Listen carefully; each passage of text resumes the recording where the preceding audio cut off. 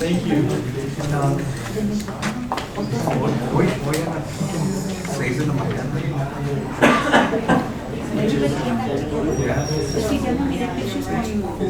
Oh, no, porque ya nos separamos los días.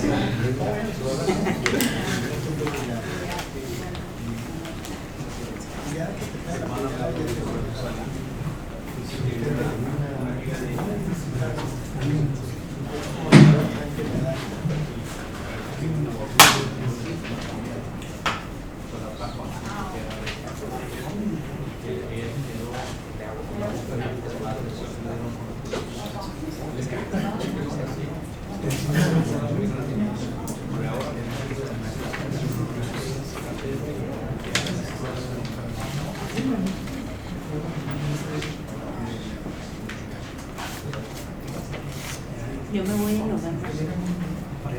Training Thanksgiving.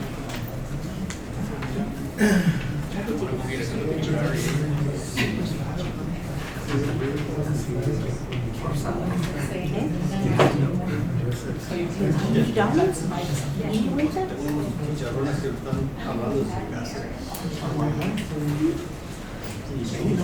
Mi botana favorita. Nunca he sido al sur. Chicharrón prensado.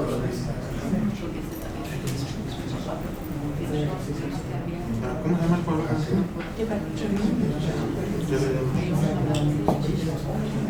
¿Qué queda de valor?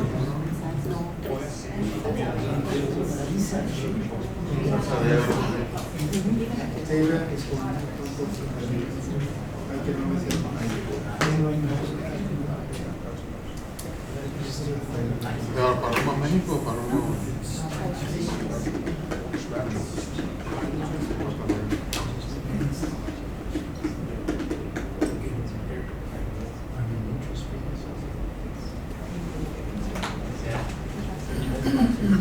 Yo voy a querer para mí. No fue la peña de Bernal. Pero una cosita muy buena.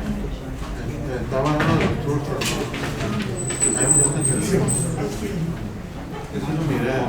Había como.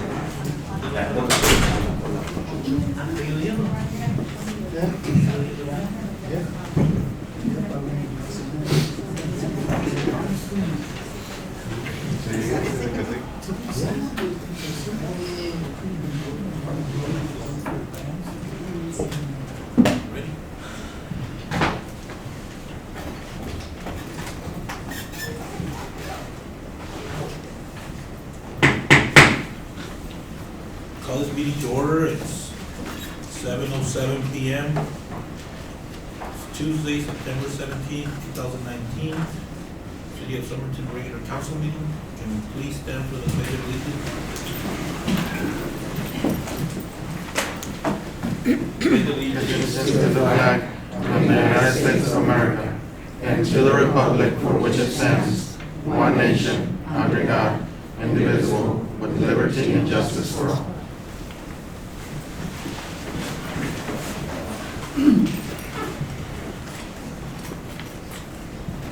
Roll call. Mayor Gerardo Anaya, Present. Vice Mayor Martha Garcia, Councilman Miguel Villalpando, Present. Councilman Carlos Gonzalez, Present. Councilman Luis Galindo, Present. Councilman Juan Castillo, Present. and Councilman Jesus Roldán. Councilmember Roldan is actually excused, he has a work conflict tonight. Mayor, you have a quorum. Anybody from the public wishing to address council?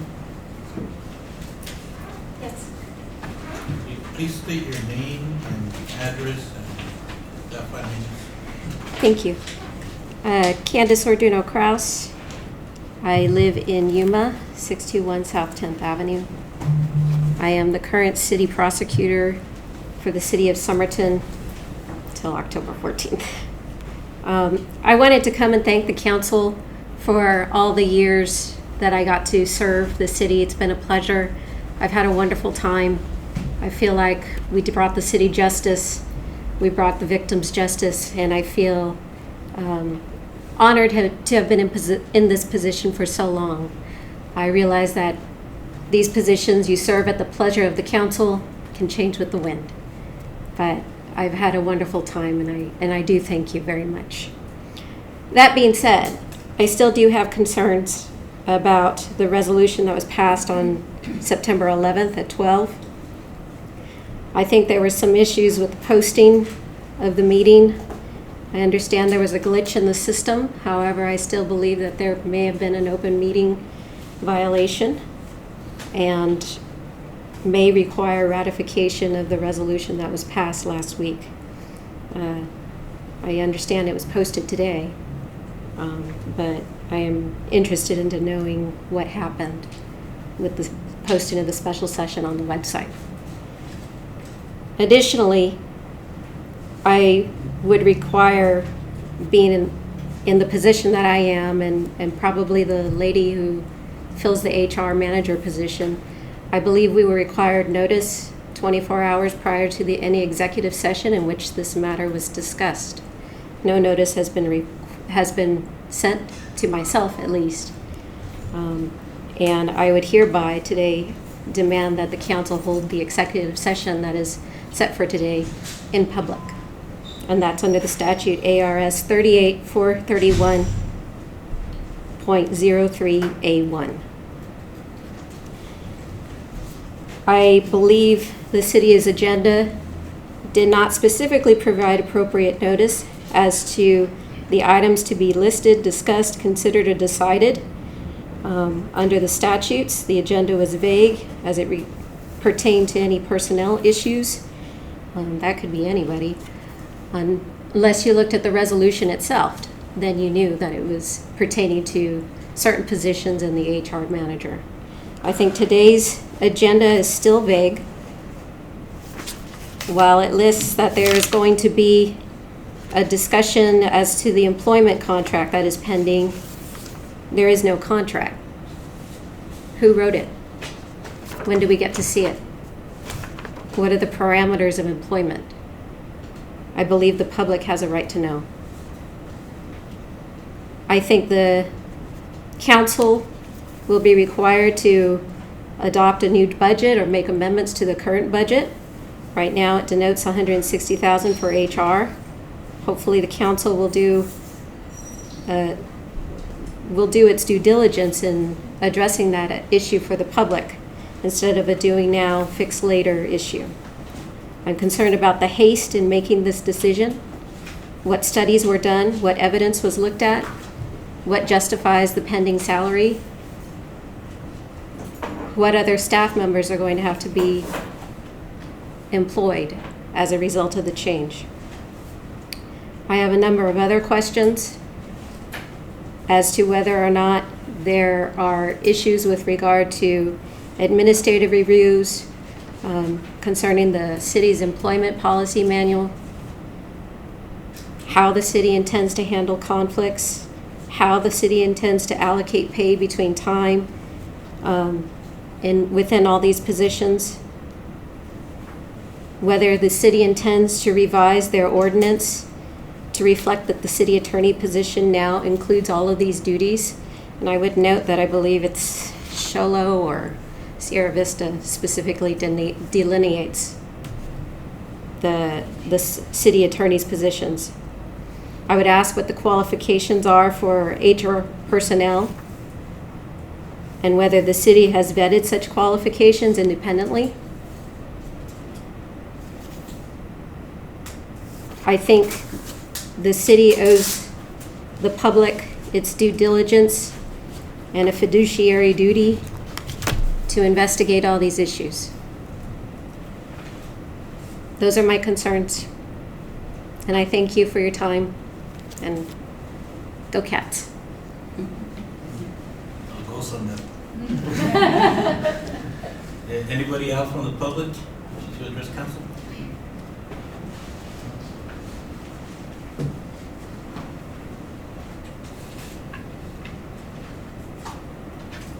Okay, moving on to consent agenda.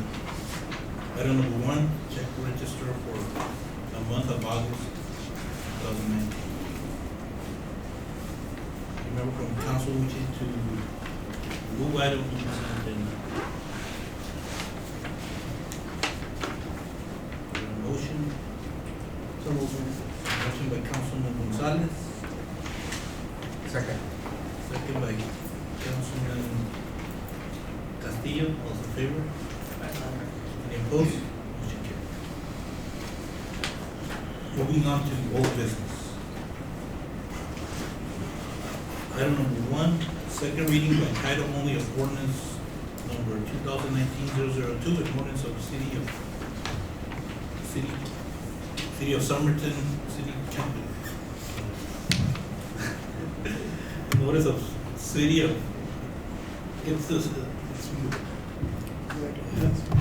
city of Somerton City Council. All fits.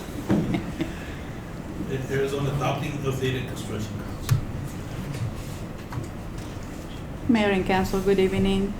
No comments, questions, or concerns were received by staff from the previous meeting, September 3rd, in regards to the first reading of this ordinance. This ordinance is the one that is going to approve the updated construction codes.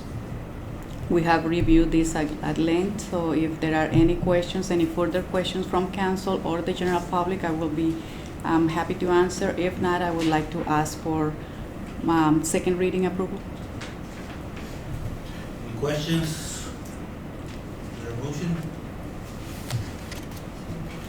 Motion by Vice Mayor Garcia, Second. second by Councilmember Galindo. All those in favor? Aye. Any opposed? Ordinance number 2019-002, an ordinance of the mayor and city council of the city of Somerton, Arizona, repealing Article 711 and Article 717 and adding a new Article 711, building reference codes, and new Article 717, permits, to the Somerton City Code and setting December 17, 2019 as the effective date. Is there a motion? Motion by Councilman Villalpando, Second. second by Councilman Castillo. All those in favor? Aye. Any opposed? Motion carried. Thank you. Thank you. Moving on to new business. Presentation by the Humane Society of Yuma on feral cat population Mayor and Council, we have received complaints from the city residents in regards to the increasing population of feral cats. We do have the control for dogs. We have some programs already established within the city, but we don't have anything for feral cats. It's an ongoing issue. It's an increasing issue, and we have reached out to the Humane Society of Yuma. We have with us tonight Annette Laguna. She is the executive director of the Humane Society of Yuma, and she has a brief presentation for you.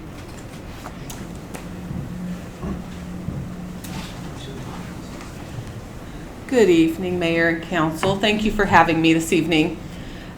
So feral cats, it's the funnest topic that we can possibly talk about tonight. So basically a feral cat or community cat is what we're calling them now, are cats that have been abandoned by their people and have gone out and bred and made babies that have not been handled by people. So they're truly wild animals. Sometimes they can be tamed, but for the majority of what you see as a community cat or a feral cat, they're truly feral. They're very wild. To handle them, you have to be somewhat trained and be very cautious because you can get hurt. So just a little bit of some background. This is a test for you, council. How many cats do you think that one unaltered female and her offspring can create in their lifetime? Any guesses? 25. Well, they have 9 lives, so. Right. So 400,000 kittens and cats that you could be seeing over the lifetime. So you figure a cat can have 6 to 8 kittens, and then each of those cats are having 6 to 8 kittens, and it just keeps going and going and going and going, as you all know. Cats are constantly in and out of heat. So unlike dogs, they're just always out there and they're always wanting to have some fun. So cats are much different than dogs, where you can't really control when they're gonna potentially get pregnant. So what we've done for years and years and years is capture these cats, take them to the shelter, the Humane Society of Yuma, and euthanize them or kill them. So as you'll see on the slide, 17,000 cats were killed from 2012 and 2018. The problem with that is it didn't help anything. It's not helping. We're continuing to see the amount of cats grow and grow and grow. So we've had to figure out and kind of take a step back, and it's not just Humane Society of Yuma. This is something that's happening across the country. It's okay, animal shelters are filling up. What are we filling up with? Cats. It's just a known thing.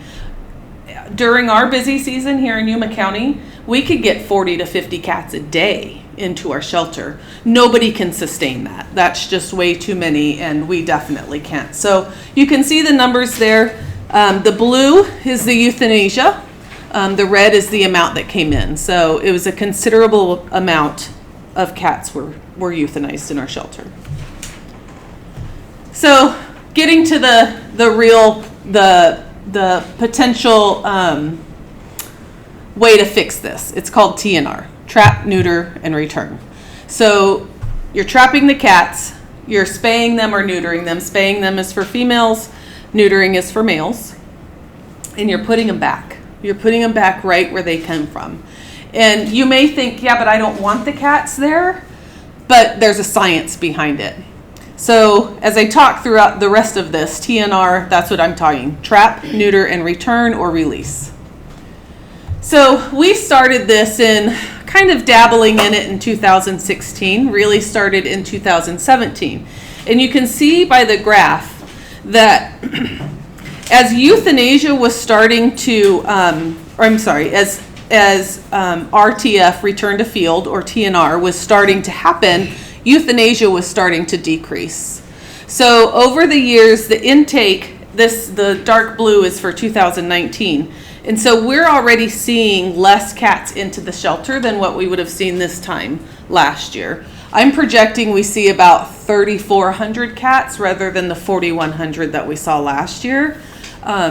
So the euthanasia is decreasing, our return to field is increasing, but more importantly, our intake is decreasing.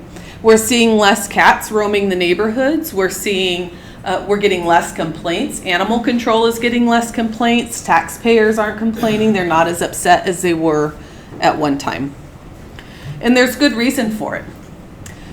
So with this slide, the guys in blue have all been sterilized. That's part of our return to field or TNR project right there in the blue. All those guys in red have not been sterilized, but what's happening is those guys in blue are protecting their food source. They're saying, no, this is my space, this is my area. All of you who are unaltered that are looking to have a little bit of fun, who the guys in blue are no longer interested in, you guys get lost. Go elsewhere. So that group of blue is not creating any more babies. They're keeping all the other unaltered cats away because they're protecting their space. And they're going to die off over time. They're keeping your rodents down. You're not going to see as many mice, gophers, cockroaches, whatever else you might see around town. So the science is really working there. So cats, what do? They eat, they sleep, they have babies. That's what they do. But when you take the things away from them that they're not interested in, which is having babies, they're going to keep everybody else away because their food is their priority. I hope that makes some sense. So what this does also, in addition to decreasing the colony size, is they're not out there yowling and screaming at night. So the reason that cats are doing that is because they're mating. So again, we take away that ability. They don't care anymore. They're not out there doing that. The marking or urinating on the boats and the cars and the front door and the windshields, all of that goes away as well because they're not needing to mark. They don't care about that process anymore. So by altering, you're able to eliminate that bad behavior as well. They're not making babies, which is what's the most important to us. That little tiny slide of that little tiny baby is what we get in on a regular basis from about March to mid-June. So there's not a lot, those kittens don't survive very well away from their mother, so the majority of those kittens are euthanized in our care, so we don't want them here. We don't want them to be even born. So we have done some sterilizing out in your community. There has been some of your constituents, your taxpayers out here, do want this to be done. And if you see a cat, you can see on the right ear there, its ear is cut off. That is a sign that that cat has been vaccinated and has been sterilized and is part of a TNR project. The other important part that I didn't mention before is the vaccination. So these cats are vaccinated for rabies. And so that's a public health issue. That's something that we all need to be practicing with our pets and cats that are roaming the streets. Let's say a kid came into contact with that cat. We know by that tip that at some time in its lifetime, it had a rabies vaccination. So if that kid gets bitten by that particular cat, we know at least there's some safety there for that kid, that we've had some vaccine. But we're also promoting that throughout the colonies. We're vaccinating many, many, many cats this way, and it's very important to our public to have that. So in 2016, we started with 4,000 cats. So we have been increasing a lot and getting a lot more cats altered. As they come into the shelter, we're not holding on to them. We're not waiting for 3, 5, 7 days to see if their owners come. We're immediately spaying and neutering them, and we're taking them back to where they came from, because it just makes sense. The longer they stay in the shelter, they're getting sick. Chances are good that if it's even a cat that's 4 months of age, the truth of the matter is somebody's been caring for that cat. Whether it's a person or it's been somehow living on its own. One of the restaurants down here has consistently leaves the lid off of their garbage. There's a food source for those cats, and they know that, and they know they can get in there. So we've been bringing those cats into your community all over Yuma County. So you're going to have people that don't like cats. They're everywhere. I'm sure there's some in this room tonight. And then you're going to have some that absolutely love cats. But we've got to figure out what the middle ground is. So those that don't appreciate cats, that do not want them in their yard, they're worried about them peeing on stuff, we do have ways to help. There's a lot of deterrents out there that we can use that are not as invasive as maybe some of the other things. There's a wide variety of products that we can use to help your citizens out. They just need to let us know. So I like this slide because it really shows what cats want. This is like the perfect place for a cat. They've got their nice fluffy green grass. They've got their perfect water that's constantly running and moving. And I'm sure here in Somerton we've got things like that as well. So cats are going to go towards these areas. They're going to go towards restaurants that have those open trash cans. They're going to go towards the people that want to feed their cats outside because they don't feel like their personal cats should be in the house. That's going to create these colonies, and it's going to have more and more cats coming. Cats hate water. Huh? Cats hate water. Yeah, exactly.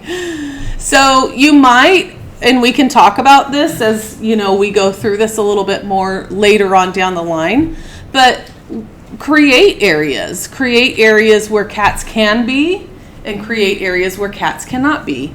Like over at your pond, do you see a lot of cats in that area? I don't know if you do. Do you see a lot over there, Carmen? Some? Yeah. So that's that perfect water, perfect grass, but you have a lot of people there. So the fact that you have a lot of the people, that may deter them some. But maybe you create an area that has some food. You let some volunteers feed there. That's going to keep them away from maybe some of the internal, like in the middle of the city areas. I don't know. Just something, food for thought for you to think about. Something I really learned recently was that statement: you cannot codify kindness.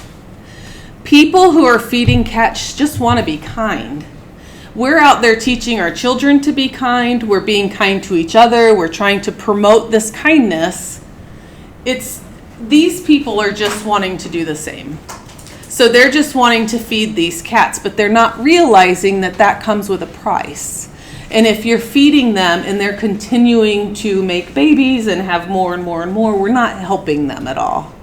That what we really should be doing, and what I really encourage you guys to think about, is some sort of program that allows people to register like a colony. So if they have 4 cats that live outside of their house, they can have these cats, but they have to be working to get them sterilized. So they have to be part of a colony that's registered either with you or with the Humane Society of Yuma, however that needs to work, but that they are allowed to feed them, but they have to have them sterilized.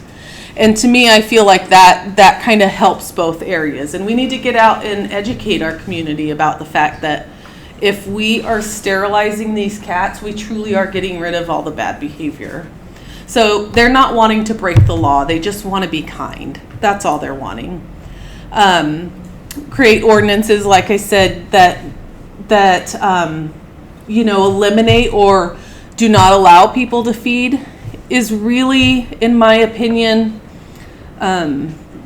against what we're teaching out there every day, against what we teach our kids, against what we're trying to live, which is being kind. And cats will forever be here. There is nothing that we can do about it. Cats are independent creatures. They are always going to be here. So we have to learn how to manage them better. And the best way to do that is through TNR and return to field projects. So that's all I have. It's a very short, quick.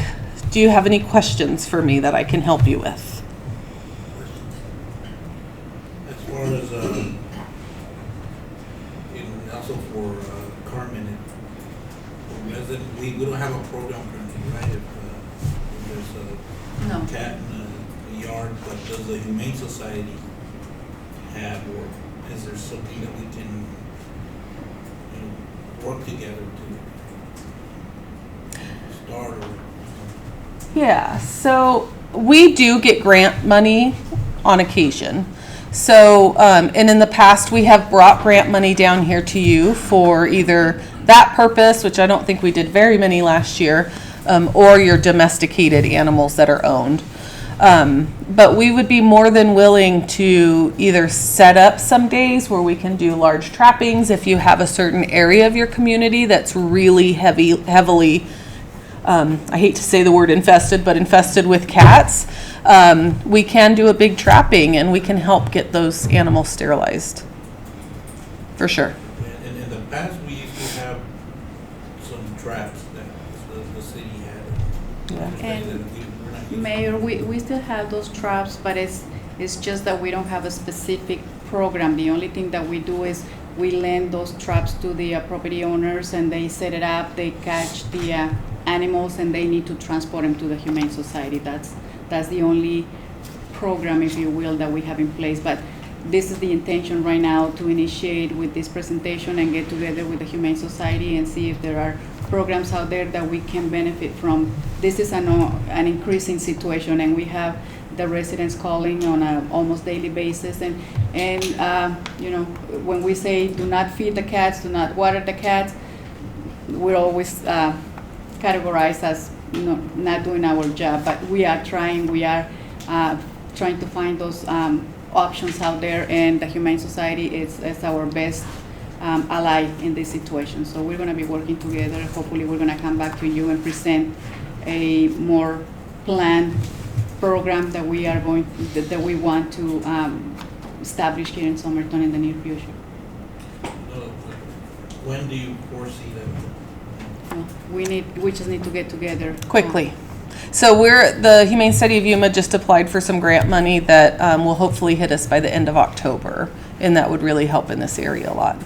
And I just want to point out, Mayor, that cats are not governed by state law. So your animal control officers really don't have any legal background to go in and pick up all these cats. Dogs have to be licensed, they could bite, they have to be quarantined, all of these things, but cats, there's really not a whole lot in the state statute that allows your officers to go out and pick up cats. And quite frankly, I used to run animal control many years ago, and they could spend 100 hours a week doing your calls in even your size of a community, because cat issues are a big deal all over the place. So doing something like this is just being proactive for your officers to be able to decrease their calls and be able to manage things a little bit more, not only for them, but your citizens. Yeah, and like I said, it was a couple months ago, I had, within the same week, 2 calls from residents. Yep. And they even called and they asked for the traps. I told them, I think they have traps, call it. They said they didn't have them, so there's probably a disconnect there, so we have a program there. Right. At least, like you said, something that helps. It's also we're not gonna have our animal control chasing cats, but if we have a program, at least we're doing something. Yeah, and I really do feel like over time, as we get the community educated on the importance of TNR, that they're going to start to grasp that and understand what we're doing, and hopefully see a lot less kittens roaming around and growing up and having more. Any other questions, comments? Thank you. Okay.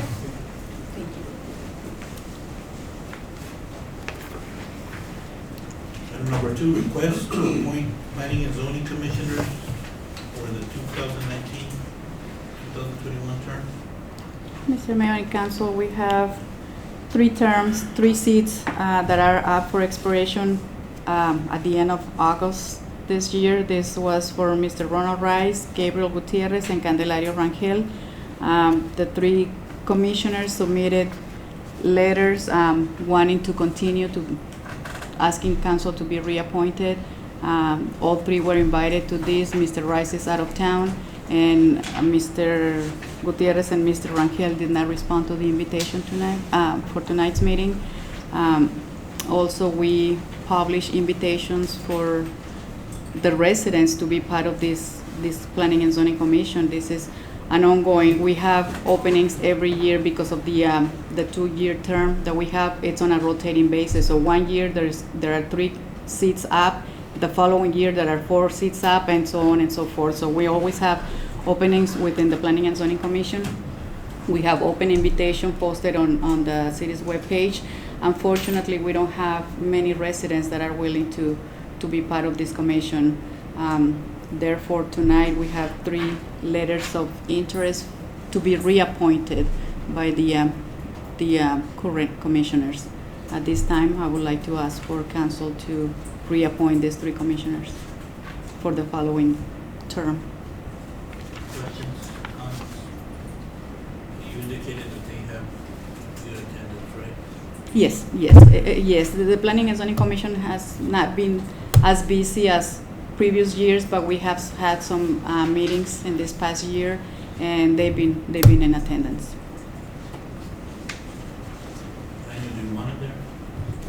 Daniel's Ah, always there. perfect attendance. He's always there. Is there a motion?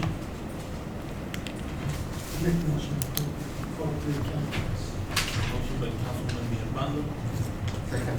second by Councilman Castillo, those in favor? Opposed? Motion carries. Thank you. And thank them for their time and. Absolutely, yes, yes. We have commissioners that, like Daniel and Miss, and they've been there for many years, and they're always there. They're always in attendance. This is a volunteer position, and you know it takes a lot of commitment to attend those. Absolutely, I will. Thank you. We had a dinner for them. Thank you.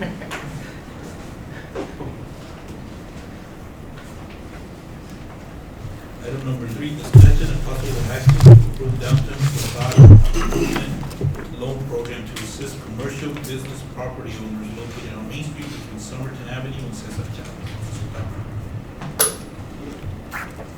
Thank you, Mayor and council members. As you know, the development plan for the city of Somerton has some specific goals. It was approved back 7 years ago by City Council. And on the screen you see the goals. And in goal number 2 specifically mentions to enhance the overall downtown appearance. And the intent of this program that I'm going to present to you before you tonight is basically to achieve this goal as part of the tool and implementation.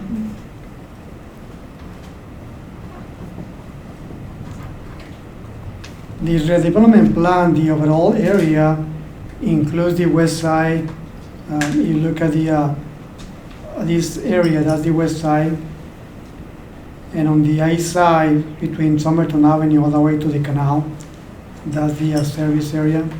But the area that we're focusing tonight is the central core. That's the retail core, right between Cesar Chavez, Somerton Avenue, and Spring to the north, Spring Street, and Cano Street to the south. That's the actual official boundaries of the center core of the redevelopment plan.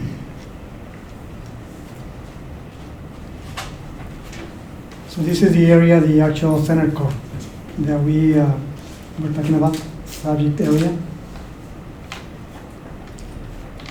So tonight, the intent, as you know, in the CIP budget for fiscal year 1920, the City Council approved $30,000 to use it for improving the facades of some buildings on Main Street. And this is the proposed program, and basically it's going to be eligible property owners that maintaining the buildings. It can be a business owner and also owning the building, but basically you have to be, the requirement is there has to be a property owner. But sometimes, the owner also owns the business, so it can be a property owner / business owner. So the requirements for this eligibility is going to be like example paintings in front of the buildings, signage can also be part of as an example that they can use. Architectural elements can be windows, glass, even improvements on sidewalks. Landscaping maybe. As you recall, we did the outdoor dining areas, patios on Main Street. Those are a little different because those were brought away because the city property. In this case, we allow the property owners to apply for a loan. So some of the eligible costs can be also permit fees and the building materials like painting, bricks, or sign elements that will be a part of the eligible cost. The designs also, concept designs, and also the architectural renderings or conceptual ideas that will come through the process when they apply for a loan. The terms will be, right now, the recommendation, I mean, the intent right now is 10,000 per project. For example, if I sign costs $5,000, that should be something that we can improve on a business. And the terms is up to 3 years. Based on this program, they don't have to pay back within 3 years. But if they can pay it before the 3 years, there's no interest required. Just to return in the 3,000, I mean the amount of the project requested. But if it's in some instances, if the property owner or the business owner does not pay the money back within 3 years, then the city has the option to also put an interest, 3% interest, on top of the requested loan, and that can be paid on a monthly basis after that. But the initial term, 3 years, it can be just the actual money to be paid back. And that's the incentivize the business to create the environment that we're looking for in downtown Somerton as part of the redevelopment plan. And also, as you remember, the main street redesign that it was approved is also with that intent to create that kind of environment. These are kind of examples that city staff will be looking for to improve the facades. These are elements that we also working on the as part of the entertainment district. The entertainment district that Carmen is always working on. It's going to also include the same area between Somerton Avenue and Cesar Chavez. This is the area that will be actually a proposal coming to you soon to create the entertainment district. So these are elements that Saul found in different examples as part of his research to create this kind of environment in downtown Somerton.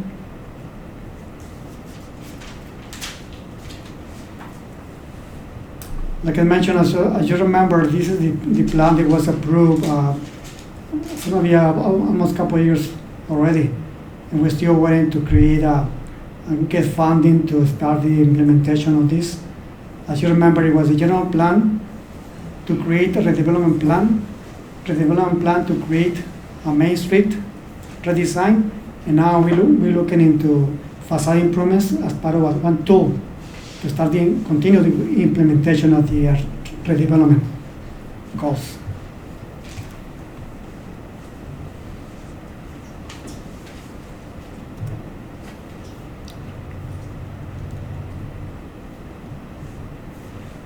So based on that, I feel like I have a brief presentation, but the actual document is part of your package. It has more details about the actual agreement and in the process that to be implemented. But basically, it's going to be $10,000 per maximum per project. And right now, we have $30,000 as part of our CCIP budget. It's going to be 3 years term, and they don't have to pay interest. They pay within those 3 years. Those are the basically agreements, and also as part of the details on the program, it's going to be to secure the money provided by the city. As part of the agreement, we will create a lien on the specific property to secure the amount requested. Can be $1,000, can be $5,000, but up to $10,000. But the agreement is a little more detailed. But if you have any questions about the agreement, I can answer you right now.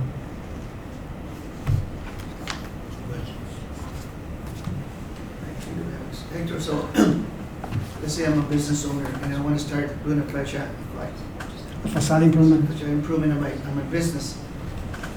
When it comes to permits, and I know they have to be because we're right on Main Street, it's the sign has to be much different than just a regular design. Who's going to pay for all that? The business owner? Or? No, if the business owner or the property owner apply for a specific loan like this program, then the city, the funds will be available to pay for the the permit fees as part of the incentive to make that kind of activity to incentivize to change the facades. Right now, as you know, the normal sign that we get is those big boxes, kind of old-fashioned, but the intent is to start telling them, well, maybe you can do something like this. And we're gonna help you with the funding right now, and you can pay us back within 3 years.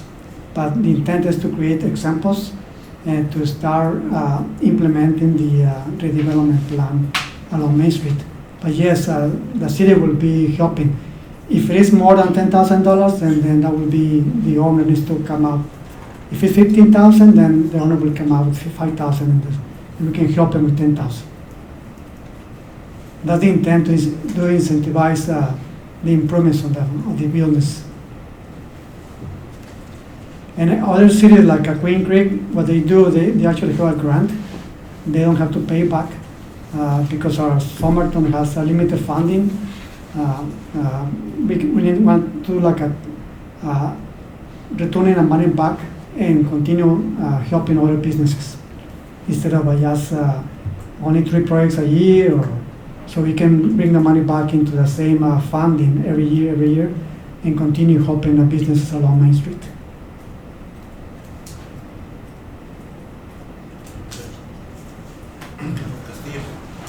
How many businesses are we talking about that would be able for this loan? You know, are we looking at maybe like 8 or 9? It will depend on the amount requested because up to $10,000. If 3 requested, 10,000 will be 30,000. Will be done. But how many businesses that we have right now would have this opportunity? Right. It will be all the business between Somerton Avenue and Cesar Chavez on both sides of the streets. Do you have a number? An idea? There's quite a few because it's not only the restaurants, also office also qualify because of commercial land use. I don't have a number, but I can count them. And I guess I'm just trying to, you know, what would say that if all of them come up to you and submit a proposal, you know, if I read this correctly, you would be the one making that determination, right? It will be a board. It's going to be created. You know, good question, because it's going to be a design review board. Okay. Like we don't have it here, but Carmen is going to, as part of the community development, to review the applications as a team, and then I'll be just representing the coordinating part. Basically, the building will be reviewed by other city staff. So like the committee would decide what they do, right? Yeah, based on the design, and also, as I mentioned, the entertainment district is going to have guidelines. This is the guidelines only for the loan, but the entertainment district that Carmen is always working on, that will here actually specific design guidelines. This signage over here, this painting, this brick, this windows, transparency on the businesses to create that kind of activity on the sidewalks, and that's what the guidelines are going to be presented to you very soon. But this is only for the loan, as part of the tool, but the guidelines are going to be more architectural design guidelines. Thank you, Mayor. Mr. Tapia, I have just a really quick question. You said three years. Why 3 years, and why not extend it a little bit more? Because my concern is that most people probably don't turn a profit. They say it's about 5 years out. So with that being said, there's really no incentive for them to get this money if they're going to have to pay it at a point in time where they're not generating a profit. Yeah, it's a number that based on other cities, but it can be 5 years, can be 1 year, can be 2 years. It's a number that we just pick up as an example from other places. That during my research, 3 years is the lowest number that I found. But it could be 5 years, yeah, but it's not actually. Businesses that you're targeting are mom-and-pop shops. So that's my concern, you know, that probably somebody like Walmart or somebody would be trying to make this money. So that's my concern. And also, you know, what happens if are we putting a lien on the property or anything like that? Because how are we going to assure ourselves that we're going to receive our investment there? Yeah, as part of the agreement, the applicant, property owner, will have to agree there's a lien. If it's $3,000, then will be a lien, we'll just take it to the county recorders and will be part of the, if they sell the property though, before the expiration of those 3 years or 5 years, whatever term city council decides to give me, then they have to reimburse the money back to the city. Or the new owner will take over as part of the lien, continue with the same agreement. They have to agree, the new owner, to continue with the agreement. Those are my concerns, hopefully we could look into it a little bit more and see when I mean, you can decide tonight, you can tell me, well, 5 years, fine, it's not the timing, it's just incentivize, or the city gave it for free. That's your homework. Yeah, You come back and give but us- 3 years is, I mean, that's what I found in different places, for a small amount. Some city in Oregon, they have $400,000 as part of the program, and they have more timing, of course, 7 years. Yeah, well, I think it would have to depend on the location, is there tourism, Mhm. that's obviously, if you go to, what is it, that little city where everybody goes get pies up in California, Julian, yeah. it's a tiny little town, but man, they get a lot of tourism. So something like this, I mean, they could probably pay it back in a year, Mhm. but here in Somerton, it's different, that's what I'm saying, that's why I'm throwing it out there as an option for you. Could be one of your recommendations too, because for me, it's 5 years is fine. It's a long, but I mean, the whole intent is to create the environment that we're looking for on Main Street, create those kind of signage, not those big boxes anymore, because right now those are the cheapest they can find. But if we incentivize, let's put this projected sign, and that will be a nice looking, like some of these examples that Saul was finding in other places, to create this kind of environment, walking as part of the Main Street redesign that we're working on. But 5 years, it could be our, Mr. Councilman Villalpando, maybe you can recommend tonight. Why not 5 years? It's fine. The intent is to assist the business to create a kind of a facade. Because that's, like I said, that's my only concern, is that we might be asking them to accept that money, but yet we're asking them, hey, give it back to us ASAP. And that might be a turnoff for some, so that, I mean, that would be my recommendation, is to possibly go up as high as 5 when they are generating Yeah. profit. Yeah, because there's no payments due in 3 years. But after 3 years, it can be a plan to pay on a monthly basis. Monthly, as part of the on the detailed document, explains that after 3 years they can come back and say, I want to start paying on a monthly basis, and then the city with the interest. But if 3%, but if they can pay, the city will have an agreement within the applicant and the city to have a monthly payment. If it's $5,000, then on a monthly basis, we'll be paying back the city. And that money will go back to the funding, to every year, to the CIP, so we can continue with this project.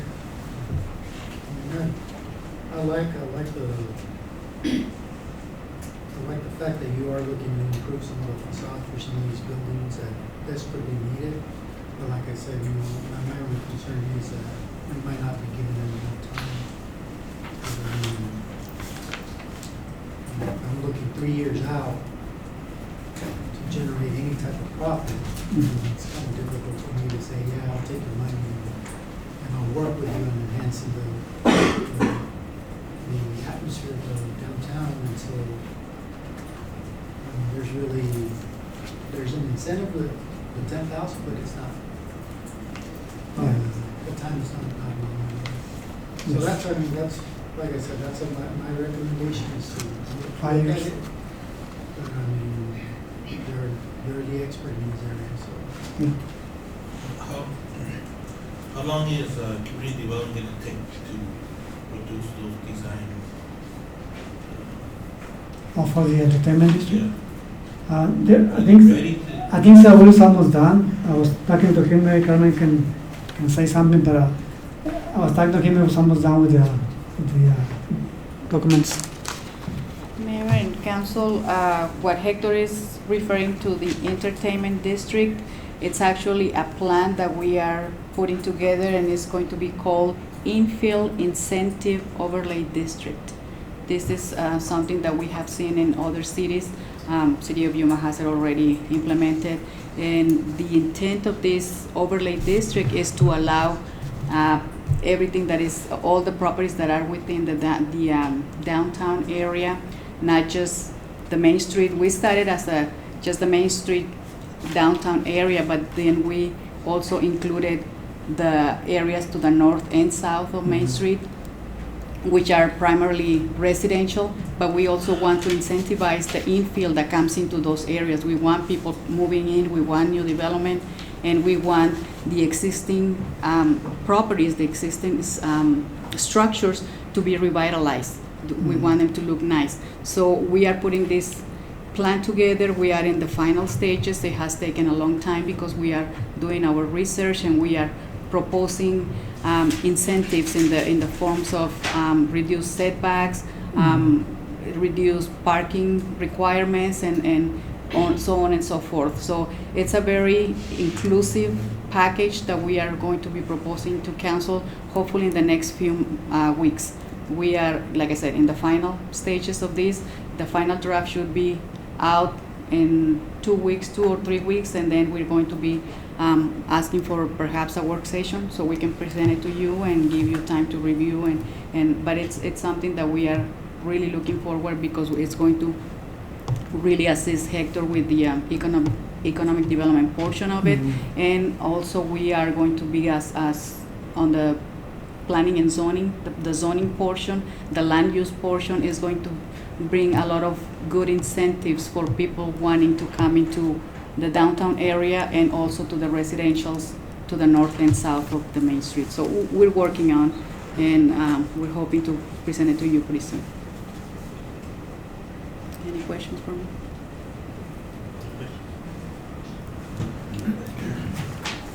Do we have an estimate, like how, ballpark figure of the cost of somebody wanting to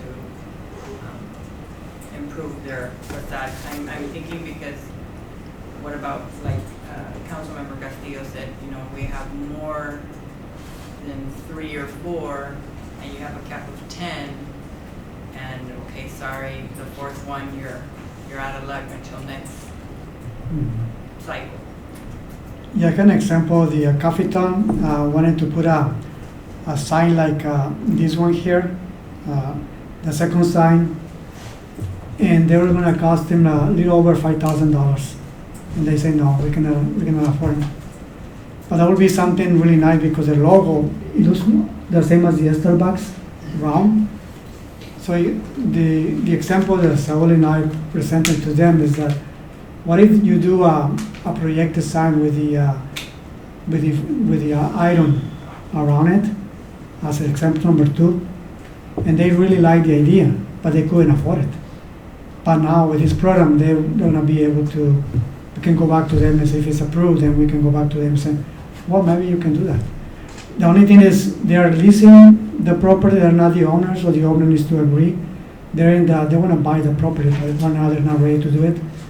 But the owner, in this case, needs to be in agreement to sign for the loan.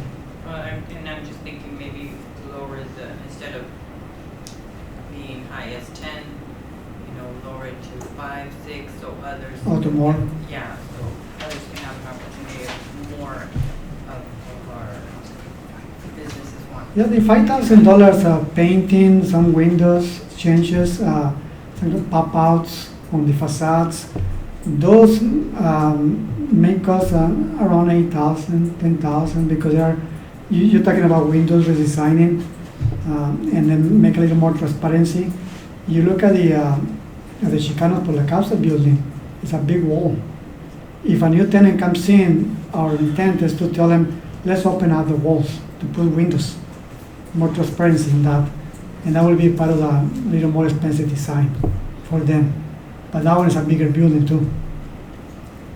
But yes, we have only $30,000 to play with. It's a good program. It's a good start. Just following up on what Councilman Castillo said, I would like to see, you have a section there and you know how many businesses we have. You have GIS, identify those businesses and it's not enough to putting it out on Facebook or a newspaper. We need to go and actually have a schedule, I'm gonna meet with two business owners a week and actually be able to document that so we know that at least, even if they don't take advantage, but we always hear that the business owners, they want more incentive, they want more, so this is a program that we have, but I would like to see,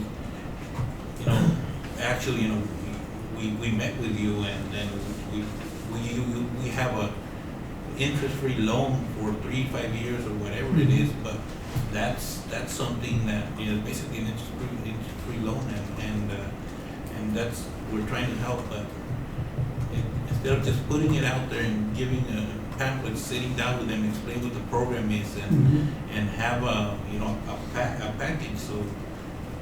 So that's something I would like to see here in the the next couple of weeks. A plan on when you're going to meet with people or maybe you can call a meeting, whatever it is, but at least I feel we try to meet with business owners, and I think there's probably been like one successful meeting in the last 8 years where they showed up and we try to start this program, but we don't follow through. So hopefully with this one, if it's passed, then we make more of an effort to sit down with them and present it and make them understand and see how it is. They might not take advantage of it, they might, but I feel that it's a good program. At least the 3 businesses take advantage of it, and it's going to show and it's going to make an impact here. We don't have a lot of businesses, so maybe that's a borrow. Yeah, Mayor, very good point, because we have all the names on the business brochure. We have all the names already. What we can do, we can invite all the businesses into this room and provide a presentation about the program. And that way we can actually present the ideas that we have here. And if they don't show up, let's go and meet with them. That's plan B. Yes, very good, thank you. But if history shows that we're probably not going to have a lot of participation, hopefully we will. But I feel that knowing our community and our business, that we need to go knock on doors and sit down. I just have a comment, and I know that we have talked about the same issue about 3-4 years ago, and I think we have put money aside for the same purpose, and the outcome was no good. So like the mayor just mentioned, you go out and knock doors and and I just want one business owner just kind of go through all the businesses and tell them this is what we guys can do. Yeah, good point, because the intent is going back to the goals of the city based on as I showed you in the beginning of the presentation. We are in the implementation phase of the redevelopment plan, so now it's time to start getting those implementation done. Good, thank you.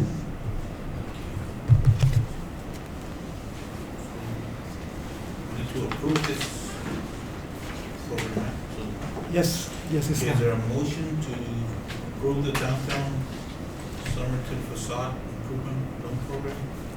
So Motion by Councilman Gonzalez, second by Councilman Galindo. All in favor?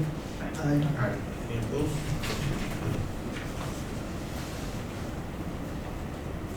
Item number 4, discussion of possible action to approve resolution 2019-020, a resolution of the mayor and council of the city of Somerton to identify city co-sponsored events. Mr. Mayor, members of the council, this resolution clarifies which events are classified as city co-sponsored events under Category A in Resolution 2014-14. The 4 events are the Somerton Tamale Festival, the Corn Festival, Toys for Tots event, and the Red Ribbon Parade.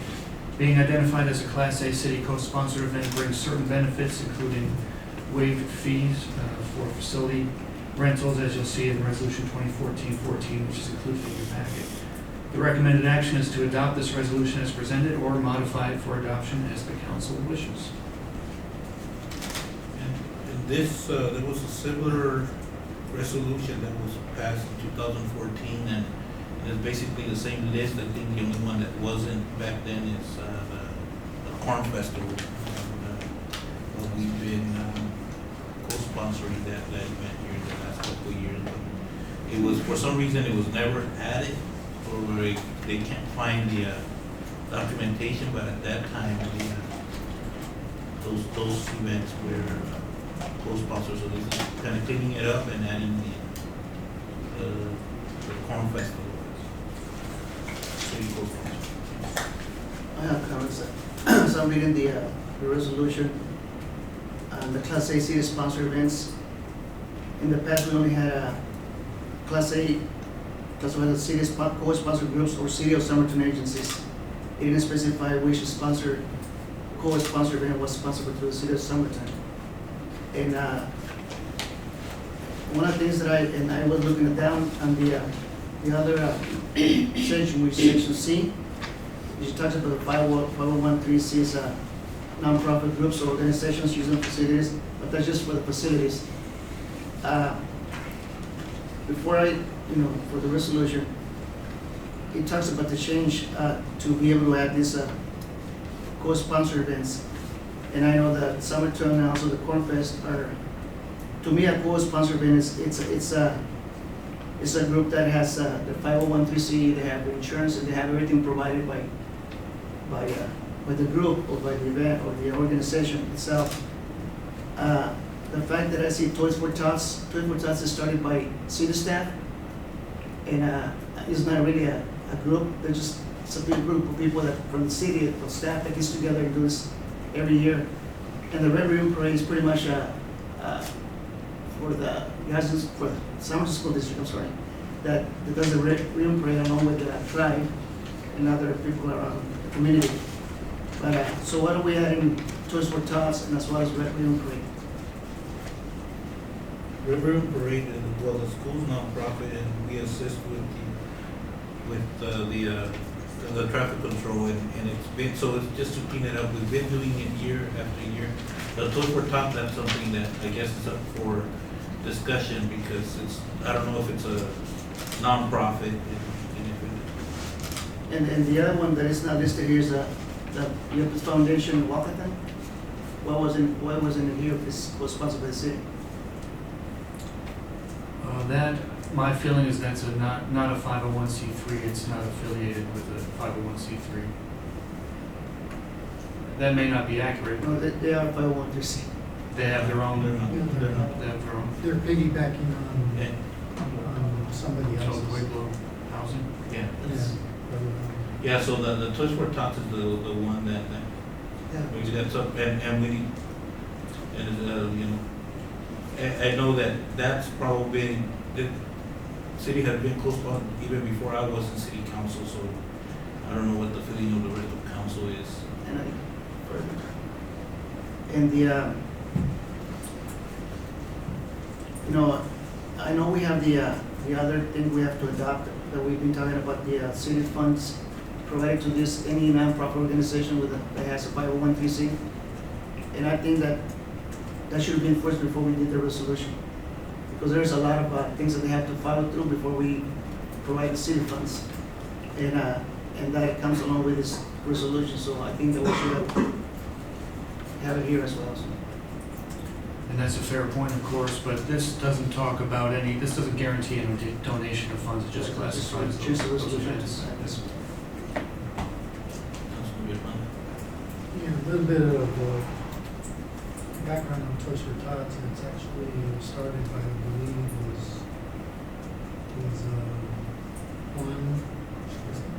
Juan Soria and Jimmy Casas way back in the day, and they weren't collecting any money. All it was toys donations. So there was really all that was being given by the city was in-kind services of the field and cracking of the field, so there's never been any monetary donations for them, but, I mean, if we're gonna use the standard of nonprofit, then, yeah, you know, let's go ahead and move them, but I think they should still count on the city's support, because they do great things for children, especially some children that might not get any gifts for Christmas. That might be their only gift for Christmas, so on my behalf, I think we should support the Toast for Tots as we have in the past. But I believe Councilman Gonzalez is correct, they do not operate under nonprofit status, at least the local one. I mean, I don't have any problem just leaving it there, but like you mentioned, the earlier is, you know, the school is it's a 501(c) as well as the Blue Pasua and the Corn Fest.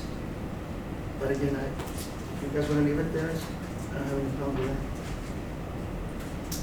I'm fine, however we want to approach it, it'd be that we need to help, they're kind of grandfathered in, they haven't taken any monetary, so either we leave it there or we can address it during the other policy. The only thing is, we're gonna open a can of worms, because any organization that will come and ask for some help without being a nonprofit, we're gonna have to, even though it's not grandfathered. Yeah, that's a discussion that we can remove it at this point if council feels that, and then we might be able to address it, and like anything, any organization is, if they don't fall under the new guideline that we're working on, they can always come to council and ask, and that's the reason that last year Toys for Tots came and the discussion was, why are they coming every year when they're doing it every year? So that's the decision that we need to make. You know, they're grandfathered, so we have justification. It's not that they just reappeared and now we're supporting them. They've been, like I said, since before I was in council, they've been here for years, but I'm open discussion and motion. So I would recommend that we leave it, you know, because I think it's been, 18 years that they've been doing, I mean, it's been a long time, and the toys stay within our community for our less fortunate kids, so I mean, I'd say we leave it. So Mayor, I mean, just to, so the only thing that we're changing is Class A, right, for the Parks and Rec? That's right, all this does is clarify All of which the other, events. The other things that are, what's called the A, B, C, and D applies to the rest of what's in here, right? That's correct.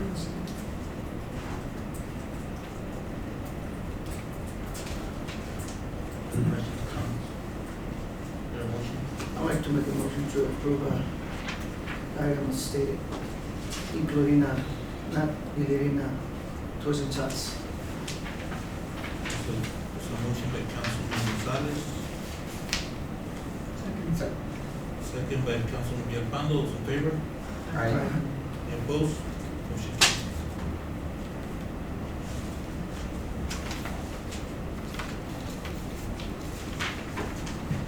Discussion, okay, this is item number 5, I'm going to recuse myself from that one. Vice Mayor.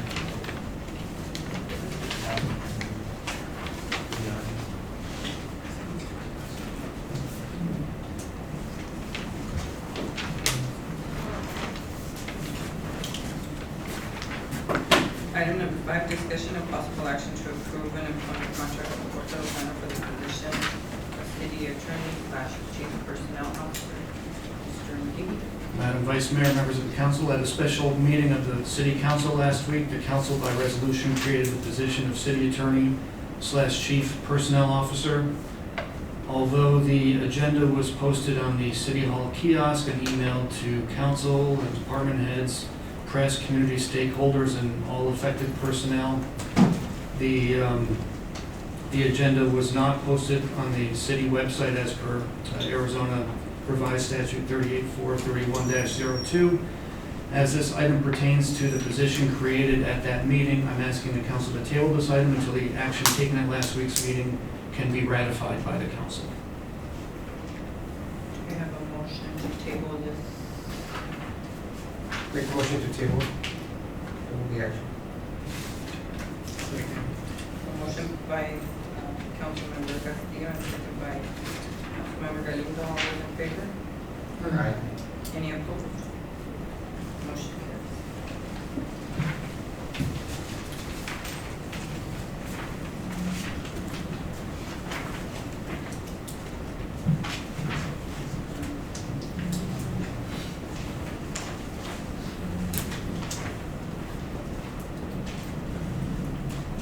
Okay, summary of current events. Mr. Mayor and members of council, just a couple of quick updates in Parks Director Meza. I don't want to rain in your parade. You may also have this, but just a reminder to the public that tomorrow night at 6:30 p.m. there'll be an open house to discuss a draft of the Parks and Recreation Master Plan with J2 Engineering and Design. This follows the Parks and Recreation Commission meeting at 5:30. Light snacks and refreshments will be available. As noted in my weekly report, the Human Resources Department has made a recommendation regarding how best to address the compensation and compression issue. HR is recommending that the city obtain a proposal from the consultant that performed UMA's recent compensation analysis to determine the scope and cost of what a compression and/or compensation analysis would look like.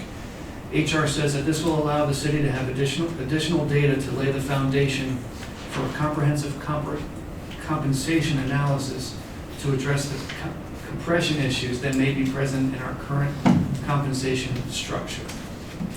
There's a new short video up that talks about the report to repair feature on the city's website. This feature allows people to easily report something that needs to be fixed. Just a tip of the hat to the staff members that assisted with the creation of the short video. And a reminder, I'll be on PTO from Thursday of this week through Tuesday, September 24th. Mr. Tapia will be guiding things in my absence, although of course I'll be accessible by email and cell phone. Chief Juarez is at the Yuma Regional Communication System Conference in Phoenix, so she is not here tonight. But I'll pass it over to, how about Sam? You want to carry it?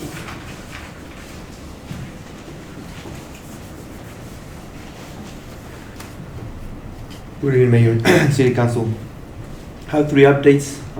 The first is on our street crew continue pouring concrete for the phase 2 of the pathway along County 15. So far we are kind of at the mid of the section between Van Brunt and Somerton Avenue.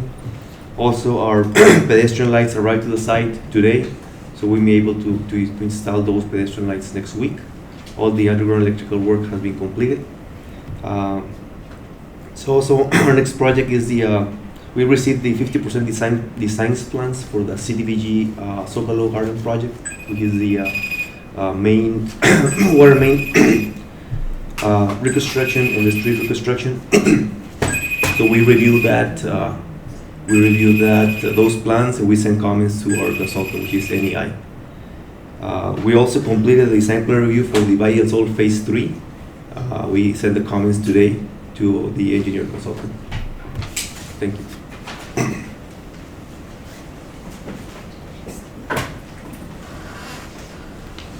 I volunteer to be next. Mayor and Council, we have officially initiated the 2020 General Plan Update. We held a kickoff meeting between staff and the consultant. We also have the first GPAC, which is the General Plan Advisory Committee meeting that is already scheduled for September 24th. That same day, throughout the day, we're going to have other meetings with the consulting firm, staff, elected officials, and that night from 6 to 7:30 p.m. we have already scheduled the General Plan Advisory Committee meeting. This is not a public hearing, if you will. This is just for the committee that is going to be comprised of staff, elected officials. We have invited all the Planning and Zoning Commission, the advisory board, also the residential and commercial advisory board, and also we invited the Parks and Recreation Commission. So all the commissions, all the key stakeholders within the city are going to be invited to be part of this committee. The committee is the one that is going to be reviewing the entire document and making all the necessary changes, if you will, to prepare the draft that is going to be presented to the public. The meetings to the public meetings, public hearings, charrettes that are going to be led by the consulting firm are going to be announced to the public, to the residents, as soon as we have those dates already scheduled. We want, hopefully, as much as possible of the residents to be part of this review. It's important. We did it 10 years ago, so now it's the next review, and we want to hear from the residents. We want to know what the residents want for Somerton to be from now and for the next 10 years. So it's a very important document that we are going to be reviewing. Also, the 2020 census operation.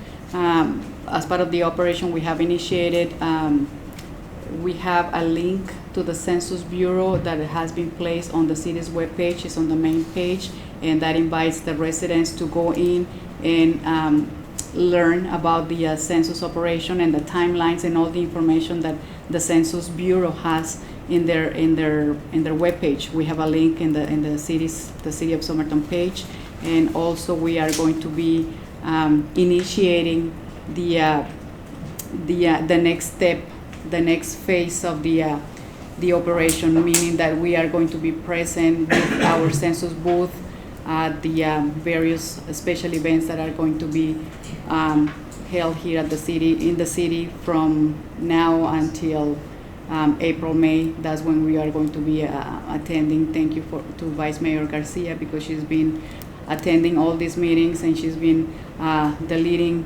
person in Somerton attending at the county level. We also have the Somerton Complete Count Committee that, as a matter of fact, we're going to be meeting tomorrow at the Somerton level, and then next week we have the county level meeting. So we are moving forward with this project as well. Thank you.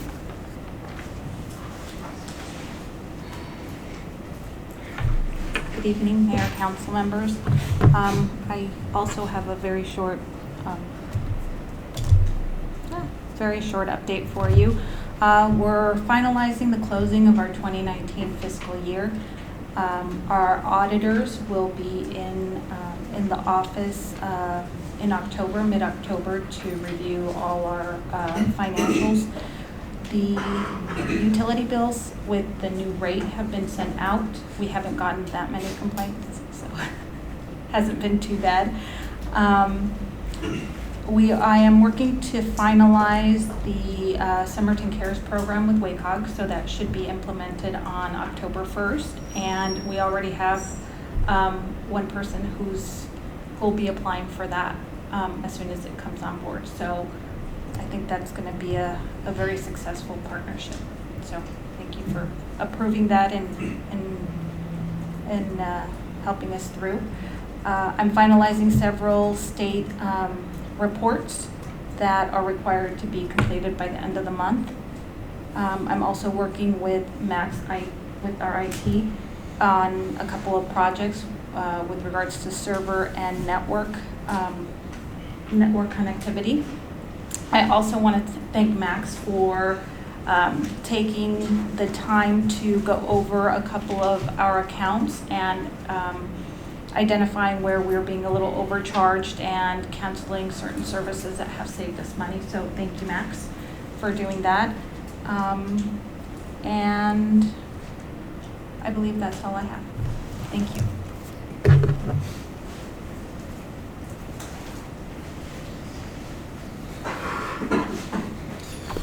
Good evening, Mayor, Council.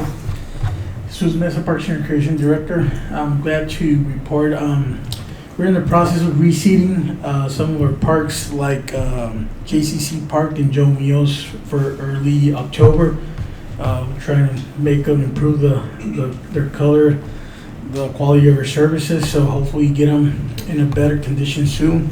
Also, the pool season ended on September 15th, so it was this weekend.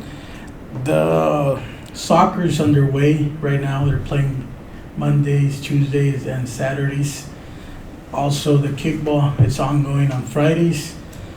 Currently, we have registration still open for T-ball, girls softball, and we have the baseball. They're gonna close on September 24th for regular, 24th, yes, and late registration is from October 1st till October 11th. We're currently working on the binational bike ride right now. We're helping with the logistics. Angelica's taking care of that. We are basically gonna cover the hydration points or stop points, rest points for the Cocoa Pot and here in front of Main, the City Hall. So that's basically gonna be our assignment for that event, and we're working on the haunted house, logistics, taking care of the rest of the planning, organization, having everything ready for the day of the event. And we started planning for the rib cook-off, so that's gonna happen in January. It's a good event, and we're working together with the other departments, and that's about it for right now. Thank you.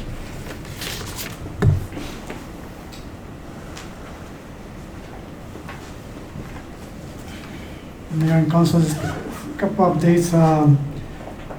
You have maybe seen on the parking lot on the call center, it's underway right now. They finished the asphalt yesterday. Next step is going to be the striping, and after that will be replacing landscaping, trees and some ground cover on the landscape islands. And that was requested by the Arizona Department of Economic Security. And one of the issues that we find in there is that is the budget, the money allocated that we have right now, saved in the last 4 years. Basically, we're going to be using almost the whole budget that we have for the ID account just to create a parking lot. But at the same time, the rent is going to go up. It's going to be recovered eventually, little by little, on a monthly basis. But right now, basically, I'm going to be just paying the improvement of the parking lot. It's going to be looking very nice, but I mean, it's going to be a cost to the ID account that we I collected in the last 3 years. Another project that we're working on, as you remember, the warehouse on the Mesa, the Salcedo warehouse, 50,000 square feet building. They asking me to calculate the how much credit is going to be. Same principle as we work with the firm. As you recall, we have a credit, and they pay in advance, and then based on the impact fees or permits or the plan review fees, the city is going to eventually pay them back. They also asking maybe we can do some kind of analysis like that too. I want to work in the numbers, and based on the size of the building and on the permits, the revenues and plan review and impact fees. The only issue right now, the impact fees, is we don't have water impact fees. And what they requested is water credit for the water line extension, going from County 16 south to the warehouse location. But right now, hopefully it comes at the same time as when the water impact fees are approved. Right now we don't have, so that's going to be an issue. The last one I have is we received a proposal from Sunset Community Health for the city property on the west side. They're requesting 5 acres, and as part of the proposal, it's a very nice looking proposal, site plan, building elevations, and they're as you know, the appraisal came to 90,000 an acre. They're proposing to pay the city 100,000 per acre, so it'll be 500,000 for the 5 acres. The next step is to work with them, and of course it's going to come before you for the eventual approval, and we may need a executive session probably to discuss the details. McDonald's is also coming, and I believe I was called this morning next week. So we need to work with those two companies to allocate them where they want to be. One is 5 acres in McDonald's and many 2 acres, around the same price, 100 to 150. So those two projects are coming soon, so I'll be working on those in the next few days. Can you give us an update on the Michoacana? The Michoacana has only 2 points. They still haven't agreed yet. Since I talked to Andres Salcido last Friday, and I talked to Manny Valenzuela. They still have 2 points on the agreement. They're not there yet. But both told me last Friday they're going to be done soon, but they need to close the gap between those 2 points. It's basically the one is asking more time. Salcido is going to build a building and lease it to them. So right now the issue is about the leasing time and how much they're going to pay a month. So that's something between them. But according to them, last Friday told me they're still coming.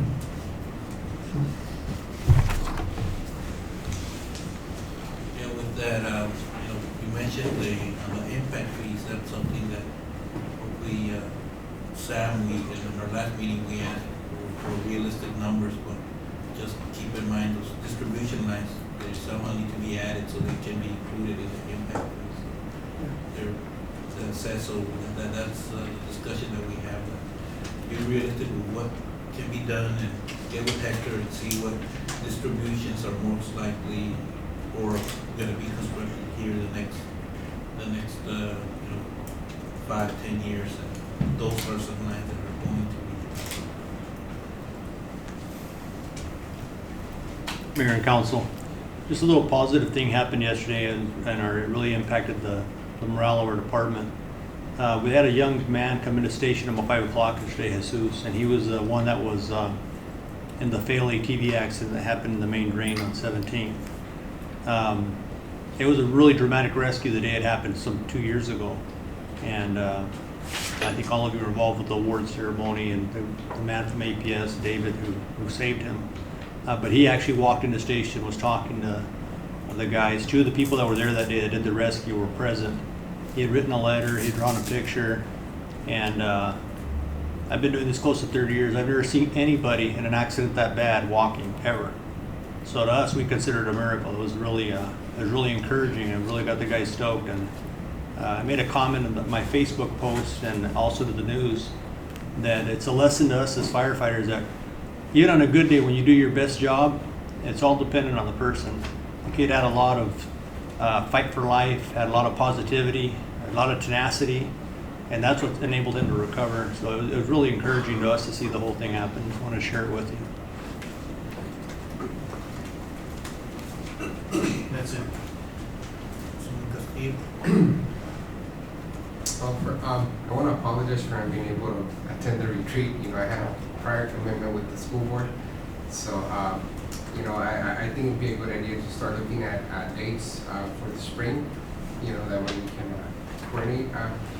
I also want to give you guys a heads up that in October, I'll be out of town on both scheduled days that we have our meeting. I'm going to be attending a conference through work, but I am planning on calling in on that Tuesday. And I do have if you could get back to me on this, Ian, do we have like a contingency plan? Let's say, for example, I know there was a situation over the weekend with our swamp coolers not working properly, and it was my understanding that they said that no one was on call. And if we could have a contingency plan that in everything, if it's after hours, we got to make sure we have a plan B, because our residents did put a deposit, they did pay for a service, and I understand things are going to go wrong, but it's how we go about it and making it right, and having a plan B is, to be helpful. Yes, sir. So, Thank you for that. that's all I have.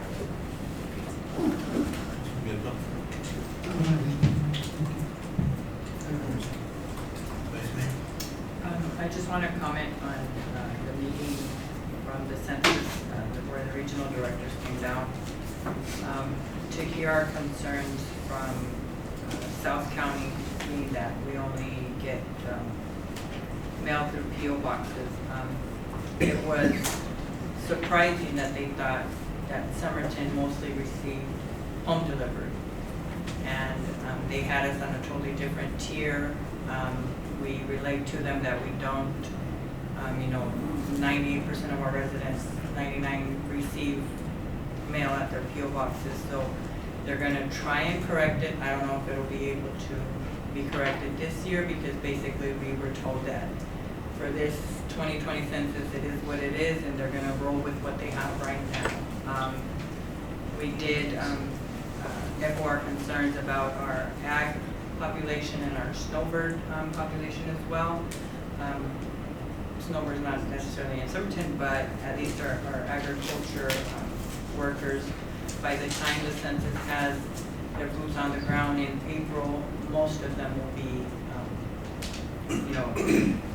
gone to California. And if they're here most of, over 6 months, that's 6 months a day or something like that, we want to get them counted. We want that information to stay here in Somerton because it benefits us. But we asked again, this happens every 10 years with, our communities. So we're hopeful that they'll relate to their higher ups, that, something needs to be done with our communities, not to be just left out and, oh, we didn't know, and we'll wait another 10 years.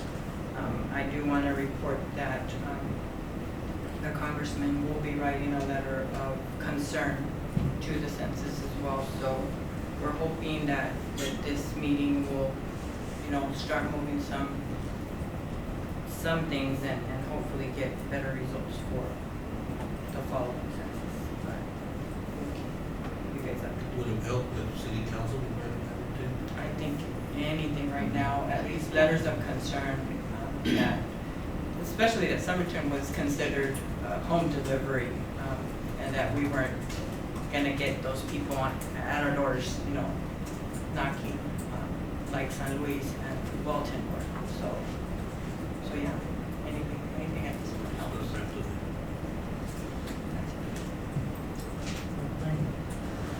Okay, the GYDC meeting this last Thursday, they elected a new board member, Danny Ortega, the new APS person. And I've been trying to set up lunch with him, so hopefully next week I meet with him and hopefully address the issue there at the Centennial Park with the underbuilding of the lines. So I don't think they produced any prior rights paperwork on that, right? So I'll try to see. He used to be the mayor of Douglas, so, and he's new to the area, so hopefully he can do something about it. And again, it was mentioned there that there's businesses that are coming that are looking specifically for opportunities on, so hopefully they keep you in the loop after. Let us know if they are, because it was mentioned. And also, the school year started, and last year we had some classes come in and do the Pledge of Allegiance, so we can restart that and do it. If we can get something for the kids, so they appreciate it. Stickers or pin. Like that. That's always nice when we have the kids, and it makes an impact seeing it. So.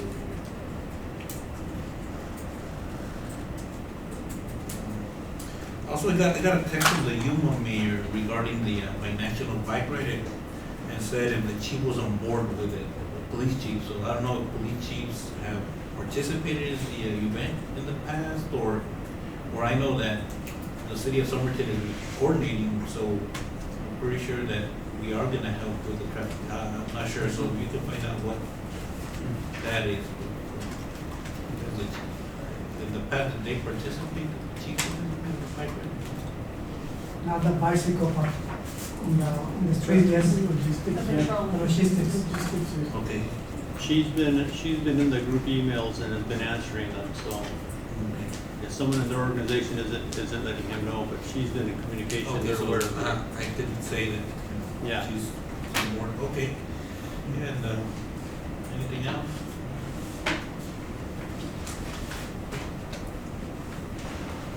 So, 8:42, meeting's adjourned.